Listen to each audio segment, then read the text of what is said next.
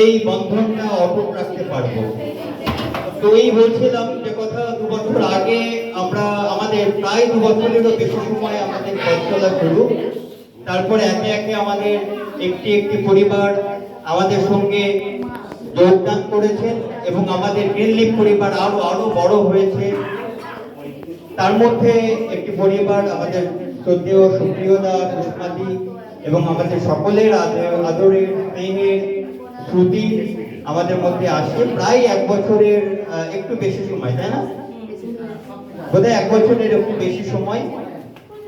কিন্তু যে কথা বারবার বলছিলাম, এই 1 বছর সময়, 3 মাস সময় বা 3 বছর, কিন্তু আমাদের মধ্যে যেন আত্মীয়তা, সেটা যেন অনেক দিনের সম্পর্ক। যাই হোক, কাজের তাগিদে, চাকরি জীবনের তাগিদে আপনারা জানেন যে আমাদের অনেক সময় বিভিন্ন জায়গায় ট্রান্সফার নিতে হয় বিভিন্ন কারণে।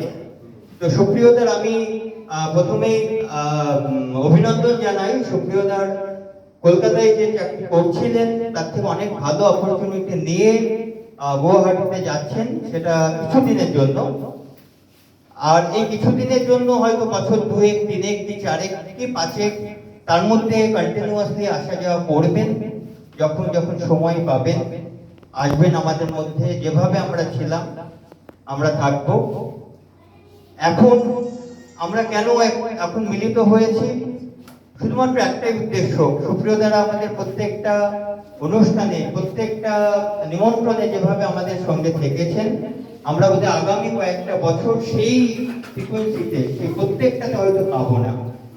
অবশ্যই আমি আগের দিন জিজ্ঞেস করছিলাম সুপ্রিয়দাকে, সুপ্রিয়দারা পুজোর সময় আসবেন সেরকম ইচ্ছা আসে। সুতরাং আমরা তো আশাই থাকবো না। সুপ্রিয়দারা আরো নতুন ফ্যামিলি যারা আসবেন তারাও পুজোতে থাকবেন। আমরা সমানভাবে সবাই একসাথে এনজয় করব। সুখ দুঃখ কিছু না, আমি তো বলবো আনন্দই।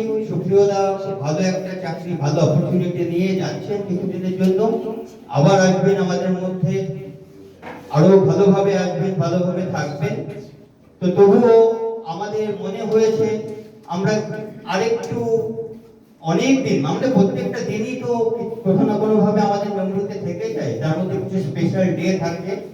তো আমরা যদি এই সুপ্রিয়দারা যাওয়ার আগে, মানে টেম্পোরারি বেসিসে কিছুদিনের জন্য যাচ্ছে, তার আগে যদি আরেকটা মেমোরেবল ডে আমরা নিজেদের মধ্যে রেজিস্টার করে নিতে পারি নিজেদের মনে কোঠায়, তো তার জন্য আমাদের আজকে একত্রিত হওয়া। খাওয়া দাওয়ার কিছু প্রোগ্রাম নয়, কিছু আমরা যদি কেউ কিছু নিজেদের আনন্দ, সুখ দুঃখ, অনুভূতি কিছু শেয়ার করতে চাই, একটু করব। তো আমি অনুরোধ করব আপনারা যদি কেউ কিছু শেয়ার করতে চান করবেন। তার আগে আমি সুপ্রিয়দা, সুষমাদি বা আমাদের ছোট্ট আদরের শ্রুতি এর কাছে বলবো যদি কিছু বলতে চাই এই প্রসঙ্গে। সুপ্রিয়দা প্লিজ। এই কমপ্লেক্সে এসেছিলাম 30শে এপ্রিল 2025। তো প্রায় 1 বছর 2 মাসের মতো হবে, 1 বছর 2 মাসের মতো হবে আমরা এখানে আছি। তো আমি যেটা বলতে চাই যে আমি অ্যাকচুয়ালি বাড়ি ছেড়েছিলাম সেই 1999 সালে, মানে 12 পাস করার পরে। আমাদের বাড়ি থেকে আগরতলা, সেটা প্রায় 200-250 কিলোমিটার ডিস্টেন্স হবে। 1999 সালের পর থেকে সেইভাবে আর কখনো বাড়িতে থাকা হয়, ঠিক আছে। দীর্ঘদিন বাড়িতে বা পরিবার থেকে অনেক দূরে, মাঝে মধ্যে যাওয়া হয় অকেশনে, পুজোর সময় বা পয়লা বৈশাখে যখন আগরতলায় থাকতাম তখন যাওয়া হতো। মাসে 2 মাসে 3 মাসে অন্তর একবার করে বাড়ি যেতাম। তো সবসময় একটা বাড়ির একটা জিনিস ছিল, সেটা মানে মিস করতাম। যে কোনো অনুষ্ঠান বা যেগুলো হতো, যে কালচারাল অনুষ্ঠান বলুন বা নানা ধরনের সামাজিক যে অনুষ্ঠানগুলো, সেগুলো সবগুলো মিস করতাম। তো এখানে আসার পরে যেটা গত 1 বছর থেকে যেটা ওই ফিলিংস, যেটা আমার যেটা মিস যেটা করেছিলাম, সেই ব্যাপারটা এখানে আসার পরে মানে সেটা আর মনে হয়নি।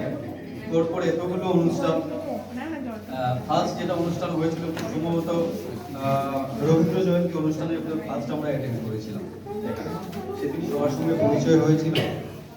তারপরে তো একে একে অনেকগুলো অনুষ্ঠান হয়েছে। 15ই আগস্টের অনুষ্ঠান হয়েছিল, তারপর দুর্গাপূজা সেই অনেক আগে থেকেই সেই নাটকের রিহার্সেল থেকে শুরু করে সবার সঙ্গে এত মানে একাত্মতা হয়ে গিয়েছিল। তো এই ব্যাপারগুলো রিয়েলি আমি খুব মিস করবো। আমি নয়, আমার মেয়ে সুষমা, ওরা সবাই মিস করবে। আমাদের চেষ্টা থাকবে যত তাড়াতাড়ি সম্ভব আবার দ্বীপের এই ফ্যামিলিতে আবার ফিরে আসা যায়। কাজের তাগিদে যেতে হয়, সবাইকে যেতে হয়, এটাকে অ্যাভয়েড করার কোনো চান্স নেই। খুব তাড়াতাড়ি আপনাদের সবার মধ্যে আবার চলে আসবো। বিশেষ করে বাচ্চাগুলোকে খুব মিস করবো।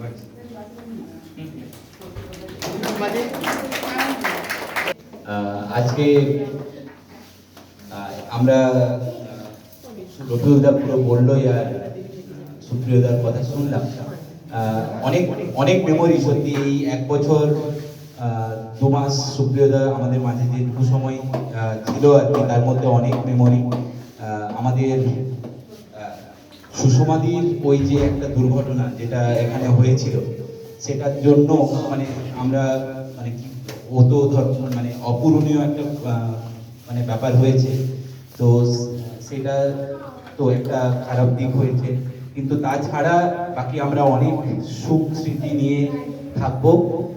সুপ্রিয়দার সাথে কাটানো পিকনিকের সময় যে মুহূর্তগুলো, হ্যাঁ, আমি আর সুপ্রিয়দা একসাথে জানালার পাশে বসে পুরো রাস্তাটা যাওয়া, এবং আমরা যেটা ছোট ছোট পুজোর সময় অনুষ্ঠানগুলোতে তো নিশ্চয়ই সবাইকে পাবো, কিন্তু বাকি হয়তো মাঝের ছোটখাটো অনুষ্ঠানগুলোতে আমাদের শ্রুতির পারফরমেন্সগুলো হয়তো আমরা মিস করবো।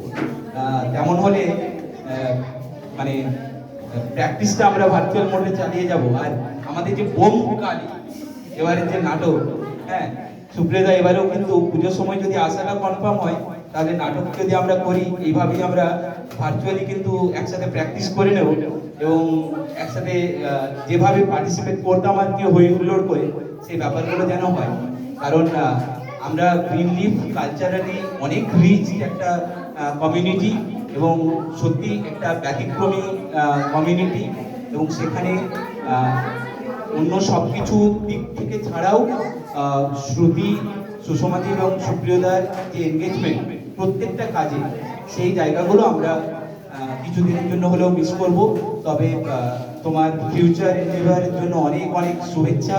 শ্রুতির পড়াশোনা খুব খুব ভালো হোক, এবং সুষমাদিও ভালো কিছু করো, এই আর কি। Thank you.